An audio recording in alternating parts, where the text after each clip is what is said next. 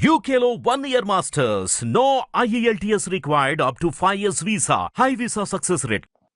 Cinema వాళ్ళు రాజకీయాల్లోకి వెళ్ళటానికి అసలు ఎందుకు అబ్జెక్షన్ ఏంటి? మన మనుషులమే, మనం సిటిజన్స్, భారత పౌరులం మనం.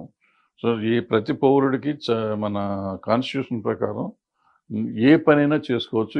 ఎక్కడైనా, ఏ రాష్ట్రంలో అయినా, ఎక్కడైనా, దేశంలో ఎక్కడైనా కాన్స్టిట్యూషన్ నెంబర్ ఏదో ఉంది, 1920 ఏదో ఉంటుంది. దాని ప్రకారం నేను ఏ పనైనా ఎక్కడైనా చేయొచ్చు చట్టబద్ధంగా. సో నేను రాజకీయాల్లోకి వెళ్ళే అర్హత నాకు ఉంది. నాకంటే సినిమా ఇండస్ట్రీలో ఉన్న ప్రతి మనిషికి ఉంది, ఇక్కడ ఈ సిటిజన్ ఆఫ్ ఇండియా కాబట్టి. ఇకపోతే రాజకీయ నాయకులు సినిమా వాళ్ళని అనటానికి వాళ్ళకి అర్హత లేదు. సినిమా వాళ్ళు కేవలం వ్యాపారం చేసుకుంటానికే వచ్చారు ఇక్కడికి. ఇంకొకటి ఏంటంటే వీఆర్ డ్రీమ్ మర్చెంట్స్, అంటే మనం కళలు అమ్ముకునే వాళ్ళం. రాజకీయ నాయకులు స్వార్థంతో వాళ్ళు త్యాగం చేస్తానికి వచ్చారు. వాళ్ళ జీవితాలు త్యాగం చేసి ప్రజల జీవితాలు కాపాడటానికి. అంటే మన కళలు వాళ్ళు సాకారం చేయాలి, మన కళలు నిలబెట్టేవాళ్ళు.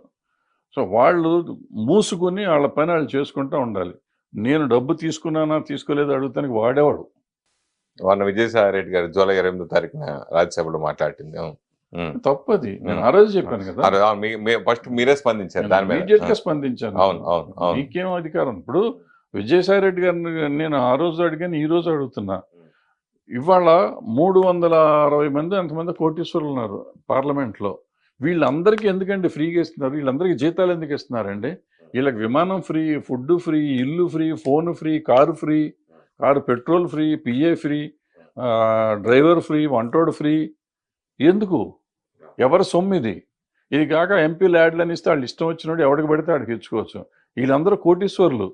వాళ్ళు చివరికి పార్లమెంట్లో టీ తాగుతుంటే మనం ఇక్కడ బయటకు మనం 3 రూపాయలు అయితే వాళ్ళు రూపాయికి టీ ఇస్తారు.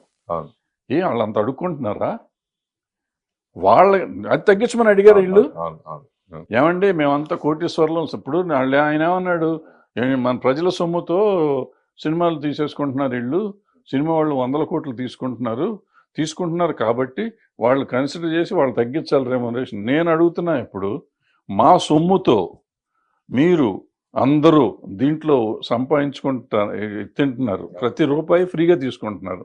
ఈ ఫ్రీలు తీసేయండి, జీతం తీసుకోండి. జీతాన్ని వద్దంట్లో అప్పుడు ఇంకా ఎక్కువ తీసుకుంటారు. లంచాలు అప్పుడు లంచాలు ఎట్టగా తీసుకుంటున్నారు? లంచాలు మానుతున్నారా ఏంటి వీళ్ళు? నేను లంచాల గురించి మాట్లాడతలా. లంచం ఎందుకు? అది ఎందుకంటే లంచం అది వెనక నుంచి వస్తుంది కాబట్టి దాని గురించి మాట్లాడతలా. తీసుకునే వాళ్ళు తీసుకున్నారు, లేనివాళ్ళు లేరు. నేను అనేది ఏంటంటే ఈ ముందు నుంచి వచ్చేవి ఉన్నాయి. ఇప్పుడు త్యాగం చేయాలి కదా. ఇప్పుడు నన్ను త్యాగం చేయమంటున్నావు నువ్వు.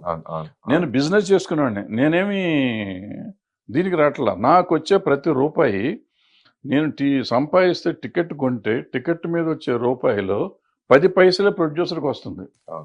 అంటే ప్రొడ్యూసర్ పిచ్చోడా? ఓ హీరోకి 100 కోట్లు 200 కోట్లు ఇస్తానికి అతను ఎన్ని 10 పైసలు వసూలు చేసుకుంటే అతను డబ్బు వస్తుంది?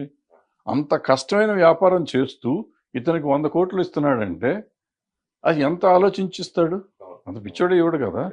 మరి అటువంటి వ్యాపారం చేస్తున్న వాళ్ళని ఇక్కడ నువ్వు ఏమీ చేయకుండా ఎలక్షన్లో గెలిచిపోయి మా సొమ్ముతో మిమ్మల్ని ఉద్ధరిస్తామని చెప్పి వచ్చి మొత్తం ఫ్రీగా తీసుకుంటూ దేశాన్ని దోసుకు తింటా ఉంటే మిమ్మల్ని గురించి మేము మాట్లాడాలా, మమ్మల్ని గురించి మీరు మాట్లాడాలా? ఎవరు మాట్లాడాలి? సినిమా వాళ్ళ గురించి రాజకీయ నాయకులు మాట్లాడాలి, రాజకీయ నాయకుల గురించి సినిమా వాళ్ళు యాజ్ ఇట్ ఈస్గా ప్రజలు. సినిమా వాడైనా కానీ ప్రజ. నేను రాజకీయ నాయకుడిని తిట్టే హక్కు నాకు ఉంది, కానీ నేను వ్యాపారం చేసుకునేవాడిని తిట్టే హక్కు, నేను తప్పు చేశానుకో, నేను ఇన్కమ్ ట్యాక్స్ ఎగ్గొట్టాను, లేకపోతే దొంగ రవాణా చేశాను, లేకపోతే ఏదో ప్రాసిక్యూషన్ చేశాను, నా మీద కేసు పెట్టను. చట్ట వ్యతిరేక చర్య నేను చేస్తే మాట్లాడే హక్కు నీకుంది. నా జీతాన్ని గురించి మాట్లాడే హక్కు నీకే ఉంది. నీకేమన్నా ఉంటే గట్టిగా మాట్లాడాలంటే, అయ్యో అండి సినిమాల ఇండస్ట్రీలో కార్మికులకు తక్కువ ఇస్తున్నారండి అని చెప్పు. నిజం అయ్యి ఉంటే అది నిజం అబద్ధం మేము చెప్తాం. అంతే తప్ప వాడిని తీసుకున్నాడు వీడిని తీసుకున్నాడు నువ్వే ఓడిపోయా, నువ్వు తీసుకునే దాని గురించి మాట్లాడు. నేను I would have been happy అండి. ఆయన ఏమండి మనంతా డబ్బు ఉన్నవాళ్ళం ఇంత తీసుకుంటున్నాం, ప్రజల సొమ్ము వేస్ట్ అయిపోతుంది, మనం ఇవన్నీ క్యాన్సిల్ చేద్దామని ఒక మాట అని ఉంటే అసలు ఆయన కాళ్ళకి దండం పెట్టేవాడిని.